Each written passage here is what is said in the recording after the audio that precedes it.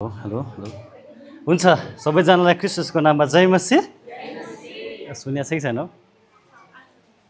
Hello हुन्छ लामो समयपछि अनि तपाईहरुको माझमा फेरि उभिन पाएको छु अनि प्रभुलाई धन्यवाद अनि साथै मलाई त दुबई भन्दा नेपाल धेरै गर्मी लाग्यो है दुबई चाहिँ 55-60 डिग्री पुगेको थियो यो वर्ष अनि मलाई चाहिँ यहाँ धेरै गर्मी लाग्यो किनकि काम चाहिँ मेरो भित्री काम भएको कारणले गर्दा चाहिँ पंखा नलागिकन सुत्न पनि नसकिने बस्न पनि नसकिने त्यस्तो अवस्थाहरू आयो अनि लामो समयपछि तपाईहरुसँग यसरी भेट्न पाउँदा अझै अगाडि आएर परमेश्वरको जीवित वचन चाहिँ तपाईहरु सामु चाहिँ केही कुराहरू चाहिँ मैले पाएका आशिषहरू बाँड्न पाउँदा चाहिँ एकदम मण्डलीप्रति म एकदम मण्डलीप्रति चाहिँ एकदम धन्यवादी छु अनि साथै आज तपाईहरुको माझमा म परमेश्वरको जीवित वचनलाई चाहिँ थोरै कुराहरू बाँड्ने छु म त्यति साह्रो नयाँ कुराहरू चाहिँ बाँड्ने छैन अनि सधैँ नै हामीले परमेश्वरको जीवित वचन खाइरहेका हुन्छौँ र सुनिरहेका हुन्छौँ र पढिरहेका हुन्छौँ त्यसै गरी नै हामी केही कुराहरू चाहिँ आज हामी हेर्नेछौँ वचनमा जानुभन्दा अगाडि म तपाईहरुसँग छोटो गवाई बाँड्नेछु अनि मैले यो कुराहरू आदरणीय हाम्रो एल्डर दाइसँग पनि मैले कुराकानी गर्दै थिएँ अनि यो हप्ता चाहिँ अनि विजय मण्डली चाहिँ यो ठाउँमा छ भन्ने कुरा चाहिँ मलाई मण्डलीको नाम चाहिँ देखाएको थिएन जब म विजय मण्डलीबाट पहिलाको विजय मण्डलीबाट चाहिँ बिदा भएर दुबईमा झरेँ त्यसको 1 महिनापछि चाहिँ मेरो लागि चाहिँ एउटा दर्शन आएको थियो अनि थाहा छैन तपाईहरुको अगुवाजनहरुमा विश्वासीजनहरुमा तपाईको मनमा प्रश्न खडा हुन सक्छ र तपाईहरुको हृदयमा चोट पुग्न सक्छ एकदम क्षमा चाहन्छु तर जब मैले जुन दर्शन देखेँ त्यतिको समयमा चाहिँ विजय मण्डलीको पिल्लर ढलेको दर्शन देखेको थिएँ अनि ती कुराहरू देख्दै गर्मा अनि त्यतिको समयमा जब म पहिलोचोटि बुधबारको संगतिमा यहाँ आएँ मेरो श्रीमतीसँग म डिस्कस गर्दै थिएँ पहिला पनि म आएको छु यो मण्डली द भनेर तर कसरी थाहा पाएँ भन्दाखेरि मैले माक्लो मण्डली परिवार चाहिँ देखेर चाहिँ मैले यो विजय मण्डली चाहिँ मेरो दर्शनमा आएको कुराहरू चाहिँ मैले थाहा गरेँ अनि तब चाहिँ मैले मेरो श्रीमतीसँग के कुरा गर्दै थिएँ मेरो श्रीमतीले मलाई भन्दै थियो कि तपाईँ पहिलोचोटि आउँदै हुनुहुन्छ कसरी भन्ने कुराहरू गर्दै थियो अनि साथै तपाईहरुलाई म वचनमा जानुभन्दा अगाडि के कुरा भन्न चाहन्छु म विवाहित हुँ मेरो छोरो छ ऊ त्यहाँ छ शशीको बुवा धेरैले मलाई शशीको बुवा भनेर चिन्नुहुन्छ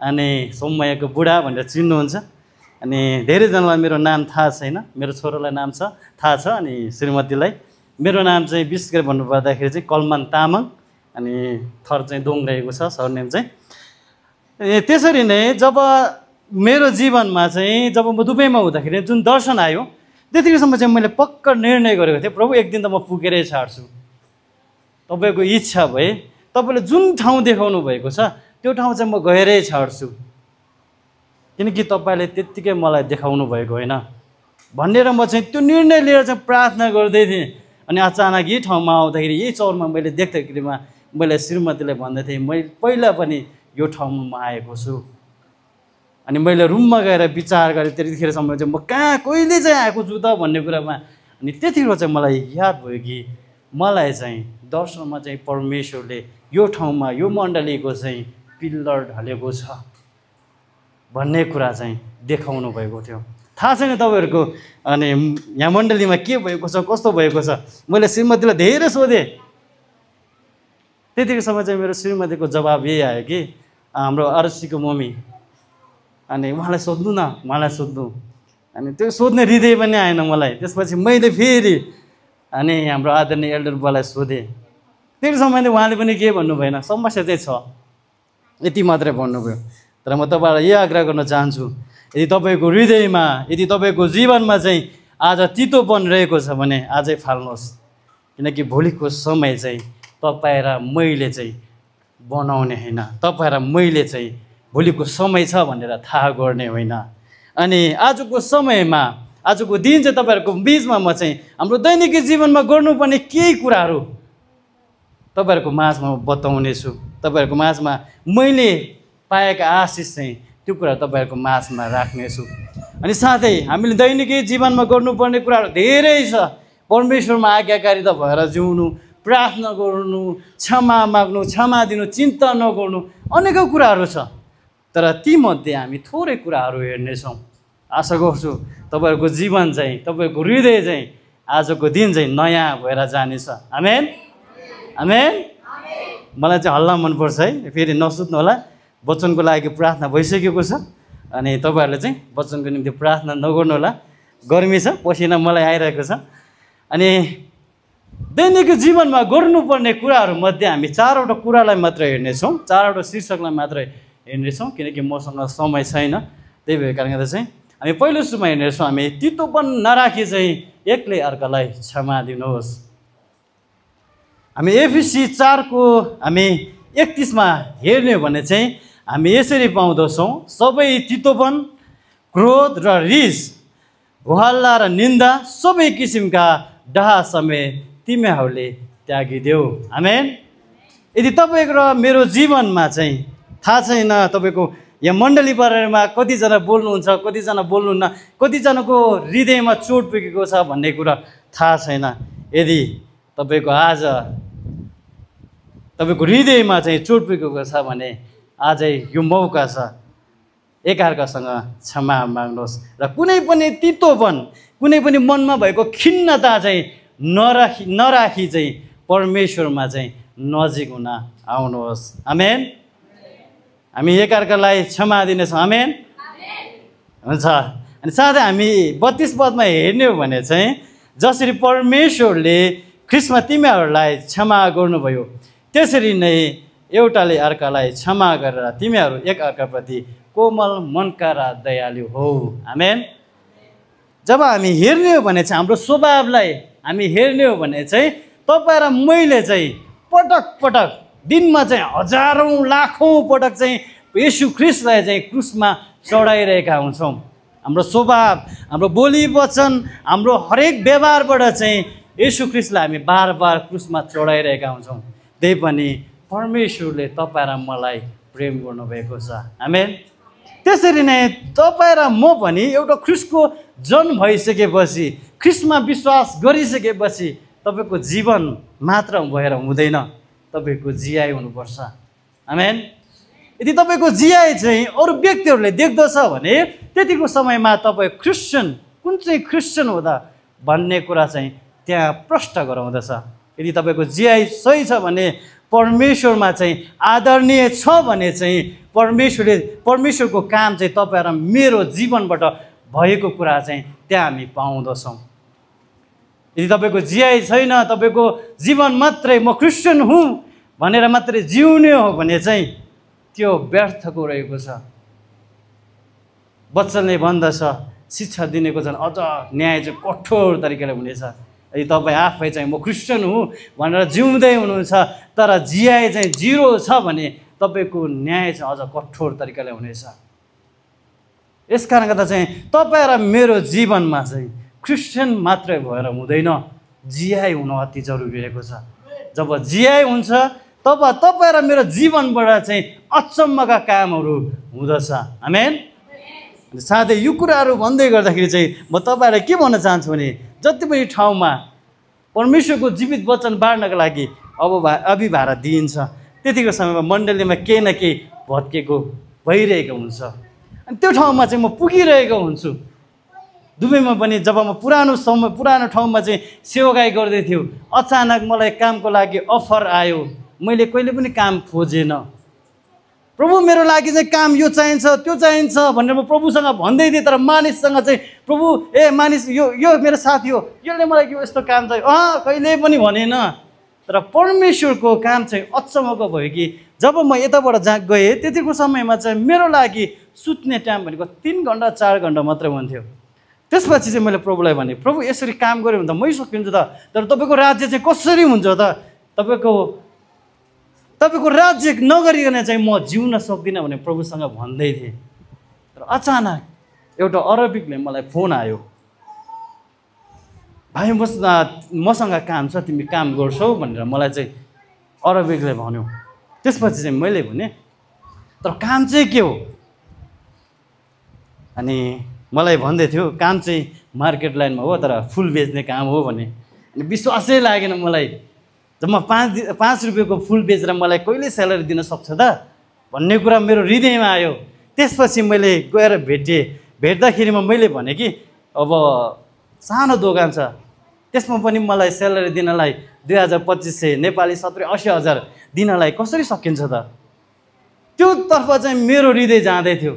तर परमेश्वरको काम चाहिँ अर्कै रहेछ। मैले त्यतिको समयमा जब दुबईमा बस्दै थिएँ, पहिला सेवाकाई गर्ने ठाउँमा पुरा ठुल्ठुला बिल्डिङहरू थिए। रुमबाट बाहिर निस्क्यो भने गाडी पाइन्थ्यो, जहाँ गए पनि गाडी पाउँथ्यो, 12-1 बजीसम्म हिँड्न पाइन्थ्यो। तर जब म परमेश्वरको बोलाहट चाहिँ मैले गरेको प्रार्थना चाहिँ परमेश्वरले सुन्नुभएको कारण परमेश्वरको बोलाहट चाहिँ मलाई गाउँमा पुर्याउनु रहेछ। आमेन।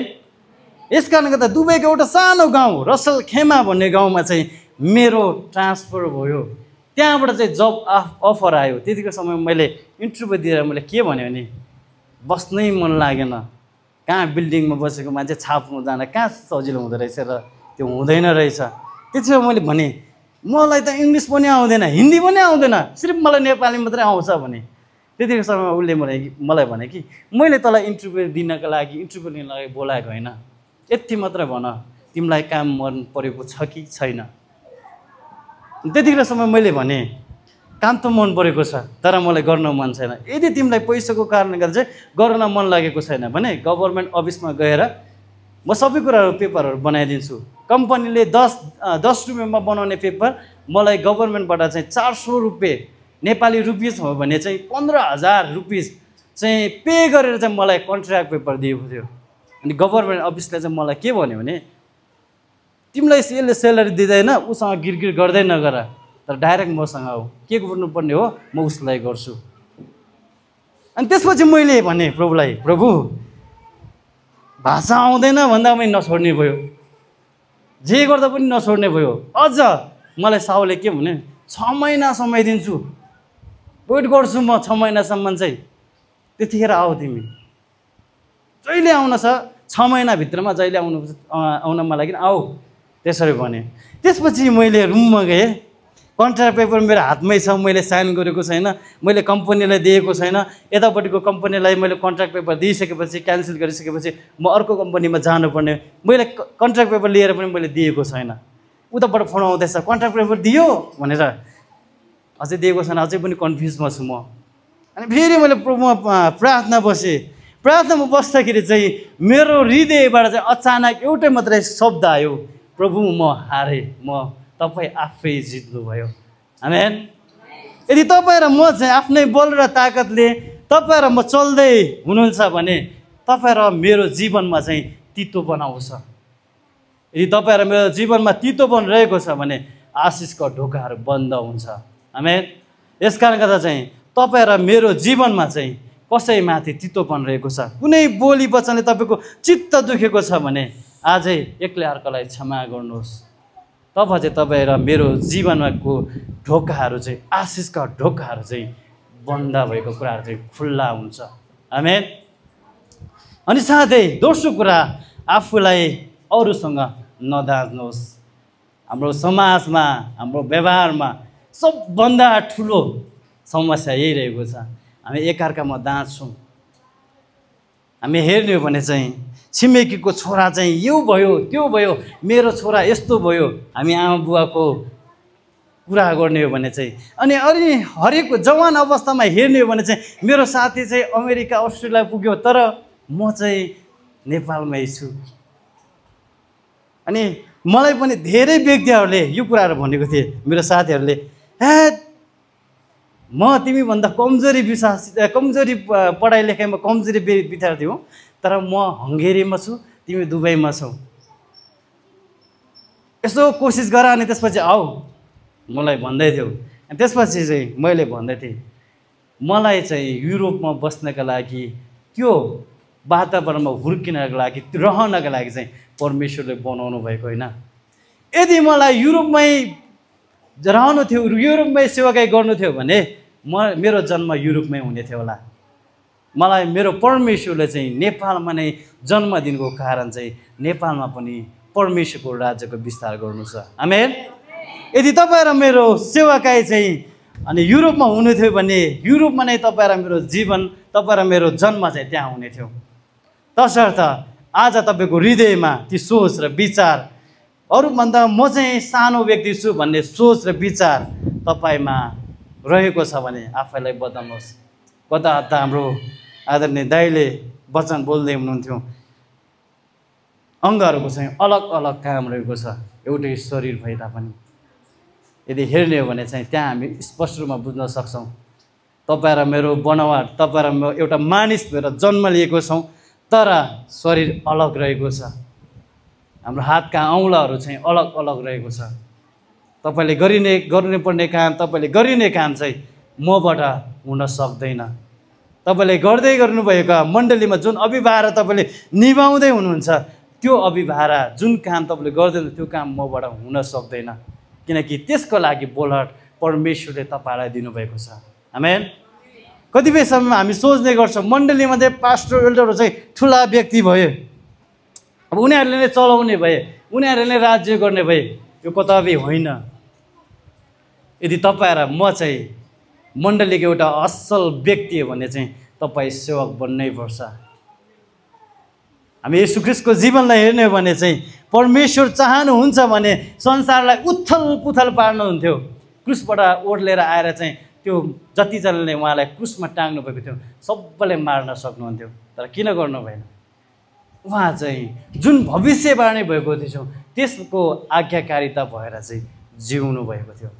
तपाईँ र मेरो निम्ति चाहिँ होचिनु भएको थियो। त्यसरी नै क्रिस्चियन जीवन चाहिँ यदि तपाईँ ठुला व्यक्ति बनेर चाहिँ सेवाकाई गर्छु भन्ने सोच र विचारमा हुनुहुन्छ भने कदापि हुँदैन। तपाईँ ठुला व्यक्ति हुनुहुन्छ, तपाईँको सोच चाहिँ ठुलो हुँदैन। यदि तपाईँ जुन स्थानमा रहेको छ, मैले त सेवाकाई गर्नै जानेको छैन भन्दै हुनुहुन्छ तर मण्डलीमा तपाईँ चप्पल मिलाउँदै हुनुहुन्छ नि, त्यस तपाईँको सेवाकाई हो। अरूले त ठुला ठुला ठाउँहरूमा धेरै ठाउँमा गएर चाहिँ सेवाकाई गर्दैछन् तर म चाहिँ यही मण्डलीमा छु। तपाईँले यही मण्डलीको एकजना व्यक्तिलाई संसारबाट ख्रिस्टमा ल्याउनुहोस् त, त्यो नै तपाईँको सबभन्दा ठुलो सेवाकाईको। आमेन। यस कारणले गर्दा चाहिँ हामी एकले अर्कालाई नदाचौँ। दोस्रो कोरिन्थी 10:12 हामी यसरी पाउँदछौँ, आफ्नो तारिफ आफैले गर्ने कुनै कुनै व्यक्तिहरूसँग हामी आफैलाई एउटै श्रेणीमा राख्न अथवा आफैलाई तिनीहरूसँग दाँच्न हामी साहस गर्दैनौँ, तर तिनीहरू आफूले आफैलाई एक्लै अर्कासँग नापेर हेर्दा अथवा दाँच्दा तिमीहरू बेसमाजका हुन्छन्। आमेन। आज परमेश्वरको जीवित वचनले यही भन्दछ कि यदि तपाईँ र म चाहिँ एकअर्कालाई दाँच्दछौँ भने, फलाना माथि पुग्यो म तलै छु भनेर दाँच्ने काम गर्दै हुनुहुन्छ भने तपाईँ बेसमझ, तपाईँ बिना ज्ञानको व्यक्ति भनेर चाहिँ अनि बाइबलमा हामी पाउँदछौँ। यदि तपाईँको सोच, यदि तपाईँको बानी यो रहेको छ भने आजै बदल्नुहोस्। हामी 13मा हेर्ने भने चाहिँ हामी सीमा नागेर गर्व गर्दैनौँ तर तिनीहरूसम्म पुग्नका निम्ति परमेश्वरले हामीलाई तोकिदिनु भएको सीमाभित्र नै रहनेछौँ। आमेन। परमेश्वरले तपाईँ र मलाई किन बनाउनु भएको कुरा भने चाहिँ परमेश्वर आफै जान्नुहुन्छ। धेरै व्यक्तिले चाहिँ जब दुबईमा थिए त्यतिको समयमा चाहिँ मलाई भन्दै थिए एउटा मण्डली ओपन गर, मण्डली खुला गर। अहिलेको समयमा हेर्ने हो भने चाहिँ जुन सत्यको बाटो सुसमाचार टिम भनेर चाहिँ एउटा अनलाइन सङ्घ दिइरहेको छ, त्यसमा 70-80 जनाको बिचमा चाहिँ म एउटा लिडरको रूपमा काम गरेको छु।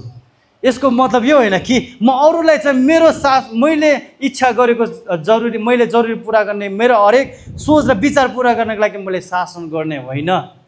पहिलो सुरुमा चाहिँ मेरो सोच र विचार चाहिँ के रहेको छ भने परमेश्वरको वचनले भनेअनुसार एउटा सेवक भएर चाहिँ जिउनु रहेको छ।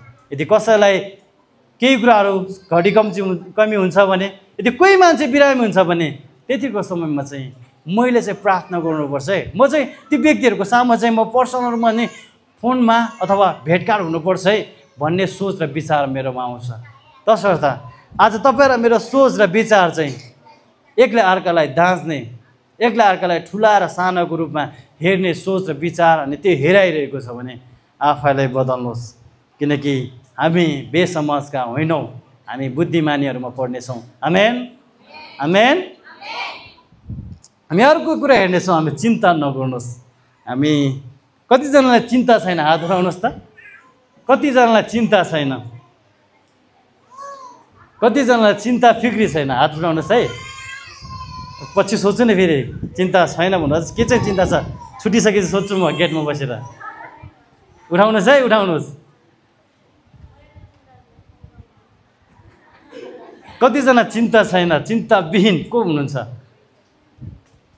हामी हेर्ने हो भने चाहिँ संसारमा चिन्ता नगर्ने व्यक्ति कोही पनि छैन। हामी बालबालिकालाई पनि हेर्ने हो भने जब आमा बुवा अलिकति डिस्कस गरिन्छ नि, उनीहरूलाई चिन्ता लाग्छ ला भन्ने कुराहरू। जवान अवस्थामा हुँदाखेरिमा हामी हेर्ने हो भने चाहिँ जब लभको कुराकानी गर्दाखेरि त हो फलानाको गर्लफ्रेन्ड त यहाँ छ, त्यो कुराहरू पनि आउँछ। हामी वृद्ध अवस्थामा हेर्ने हो भने चाहिँ फलाना चाहिँ मेरो छोरा चाहिँ यस्तो भयो, अर्को चाहिँ यस्तो भयो भन्ने कुराहरू चाहिँ चिन्तामा हामी डुब्छौँ। भविष्यको चिन्तामा हामी डुब्छौँ। हरेक कुराको चिन्ता छ हामीमा।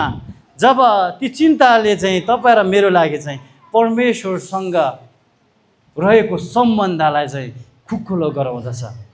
तपाईँ र मेरो सम्बन्ध चाहिँ परमेश्वरमा बलियो हुनु जरुरी छ, तर चिन्ताले चाहिँ खुकुलो बनाउँदछ। हामी हेर्नेछौँ मत्ती 6:34 हामी यसरी पाउँदछौँ, यसकारण भोलिको निम्ति फिक्री नगर, किनकि भोलिको दिनले आफ्नो फिक्री आफै गर्नेछ। आजको दुःख आजको निम्ति पर्याप्त छ। आमेन। यदि तपाईँ र म अझै पनि चिन्ता अनि फिक्रीमा हुनुहुन्छ, अनि जब म दुबईबाट चाहिँ यता आउनको लागि योजना गर्दै थिएँ, त्यतिको समयमा सेलेरी आएको थिएन। अब घर त जाने भन्यो, भोलि घर जानु छ, आज सेलेरी आएन, बर्बाद भयो।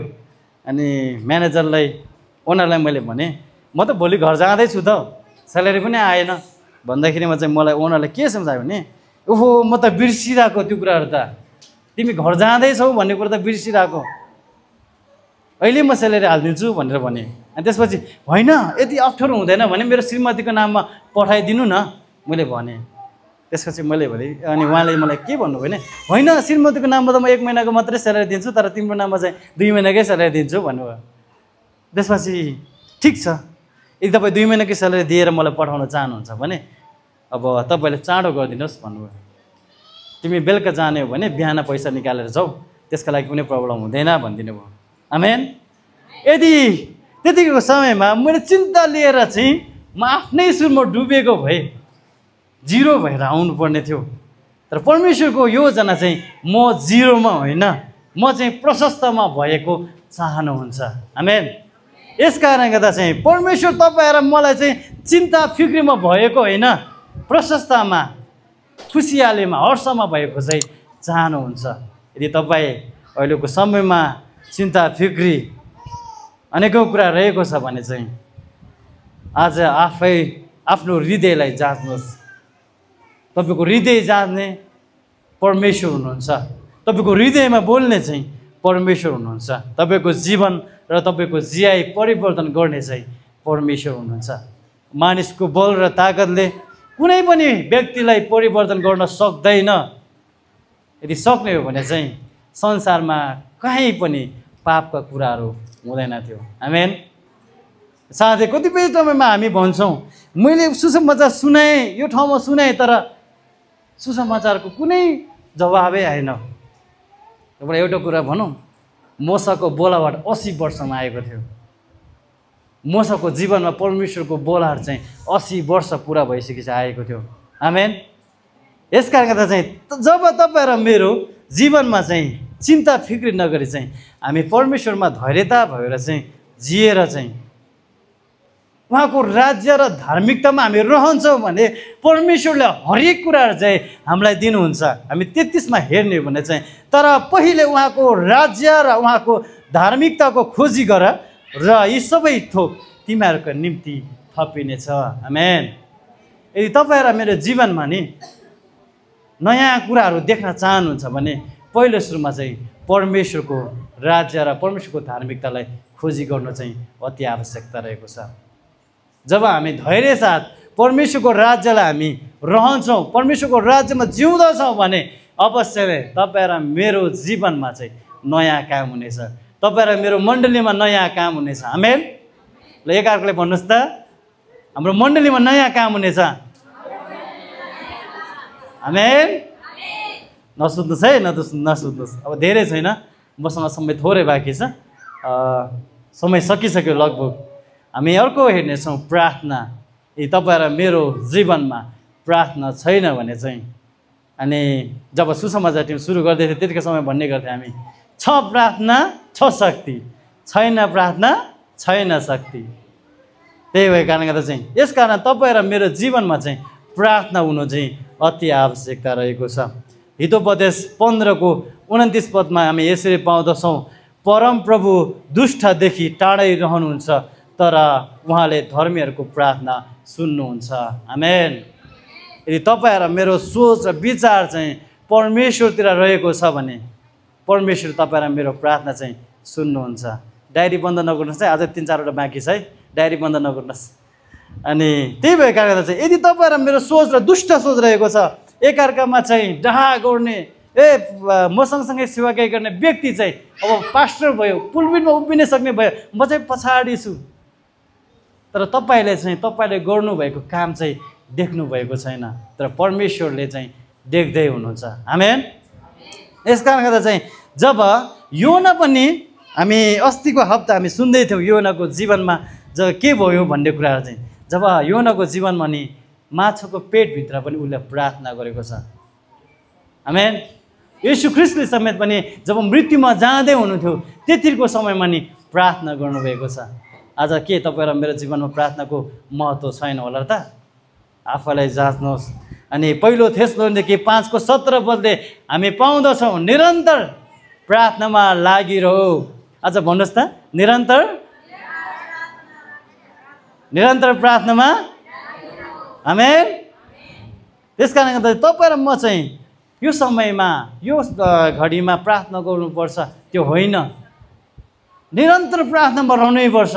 यसको मतलब यो होइन कि तपाईँ चाहिँ काम गर्दै हुनुहुन्छ आँखा चिम्लेर प्रार्थना गर्दैन, त्यो होइन। तपाईँको शरीरले प्रार्थना गर्दै हुनुहुन्छ तर हृदय चाहिँ कामतिर छ भने व्यर्थको रहेको छ, बेकारमा समयको बर्बाद हुन्छ। तपाईँको हृदय चाहिँ परमेश्वरसँग जोडिएको छ तर तपाईँ शरीरबाट चाहिँ काम गर्दै हुनुहुन्छ भने त्यो चाहिँ असल प्रार्थना हो। तपाईँ 24 घन्टा बिजी हुनुहुन्छ तर परमेश्वरलाई समय दिनुहुन्छ, कति समय दिनुहुन्छ त्यो तपाईँमा भर पर्छ। मानिसले पैसाको 10 अंश दिन्छ, हरेक कुरोको 10 अंश दिन्छ, तर समयको 10 अंश दिनलाई बिर्सिन्छ। आज तपाईँ परमेश्वरसँग कति समय बिताउनु भएको छ त्यो चाहिँ तपाईँको स्वर्गको धन रहेको छ। यदि संसारकै धनमा तपाईँ अल्झिँदै हुनुहुन्छ, यसको मतलब म चाहिँ विदेशमा छु है, फलाना चाहिँ विदेशमा छ, टन्न कमाइरहेछ, त्यो कुरो होइन। विदेशमा भएर पनि परमेश्वरको राज्यको काम गर्दैछु, दुईवटा मण्डली सम्हालिरहेको छु।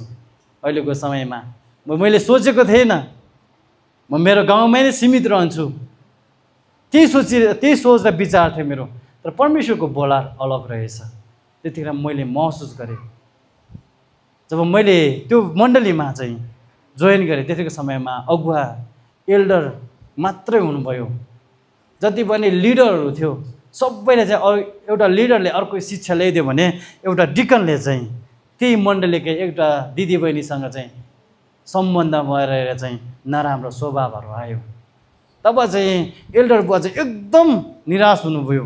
त्यतिको समयमा जब म ठ्याक्क पुगेँ, मैले भने परमेश्वरले चाहिँ मलाई यही कारण चाहिँ यहाँ ल्याउनु भएको। आमेन। यस कारणले गर्दा चाहिँ थाहा छैन यो मण्डलीमा पनि के भएको छ, कसो भएको छ। मैले श्रीमतीलाई धेरै सोधेँ, श्रीमतीबाट केही जवाब भएन। दाइहरूलाई सोध्नुहोस्। तर यदि तपाईँहरूको सोच र विचार अगुवाहरूमा, विश्वासीहरूमा यदि मनमुटाव रहेको छ भने एकअर्कालाई क्षमा दिने र एकअर्कालाई क्षमा लिने काम गर्नुहोस्, तब चाहिँ विजय मण्डलीमा आशिषको वर्षा हुनेछ। आमेन। हामी रोमी 12:12 हेर्ने हो भने चाहिँ आफ्नो आशामा आनन्द गर, सङ्कटमा धैर्य धारण गर, प्रार्थनामा निरन्तर लागिरहौ। आमेन। आमेन। यस कारणले गर्दा चाहिँ अहिलेको समय हेर्ने हो भने चाहिँ दुःख कष्टको समय रहेको छ। हालसाल जब म दुबई बसेको थिएँ त्यतिको समय कोरोनामा दुःख कष्ट थियो र अहिले नेपालमा फर्किआए आन्दोलनको समस्या भइहाल्यो। त्यही पनि कोरोनाको समय पनि हामी एक दिन पनि खाली रहेनौँ। त्यही पनि गभर्मेन्टले पनि हामीलाई बाहिर निस्कन दिएको थिएनौँ। त्यतिको समयमा पनि हामी परमेश्वरको राज्यको काम चाहिँ गर्नै पर्छ भनेर हामी पुलिसहरूलाई भन्थे कि हामी मानिसलाई टच गर्दैनौँ, तर हामीले जानेको कुरा चाहिँ हामी एकअर्कालाई सेयर गर्छौँ। त्यतिको समयमा जब हामीले भजन कोरस गाउँथे पुलिसहरू आएर नाचेर जान्थ्यो। उनीहरूले चाहिँ भन्थे कि हाम्रो निम्ति नै प्रार्थना गरिदिनुहोस्, यस्तो समस्या छ, हामी प्रार्थना गरिदिन्थ्यौँ। त्यसैको समयमा चाहिँ हामीलाई नयाँ उत्साह प्राप्त हुन्थ्यो। आजको समयमा पनि हामी नेपालमा यस्तै समस्या भएको छ। हामी यसको लागि चाहिँ निरन्तर प्रार्थनामा रहनु अति जरुरी रहेको छ। आमेन। परमेश्वरले सबैजनाको जीवनमा प्रशस्त मात्रामा आशिष दिनुभएको होस्। अनि साथै म वचनलाई यतिमै राख्नेछु, समय गइसकेको छ। अनि साथै थाहा छैन यदि तपाईँहरूको हृदयमा केही कुराहरू भयो भने एकदम क्षमा प्राप्ति छु। अनि परमेश्वरले नै क्षमा गरिदिनु भएको होस्। अनि तपाईँहरूसँग नि म क्षमा माग्छु। थाहा छैन अनि हाम्रो अगुवाहरूको जीवनमा, हाम्रो विश्वासीहरूको जीवनमा चाहिँ तपाईँहरूको जीवनमा तितोपन रहेको छ भने अझै बदल्नुहोस् र परमेश्वरमा भएर जिउनुहोस्। आमेन। हुन्छ। सबैजनालाई जय मसीह।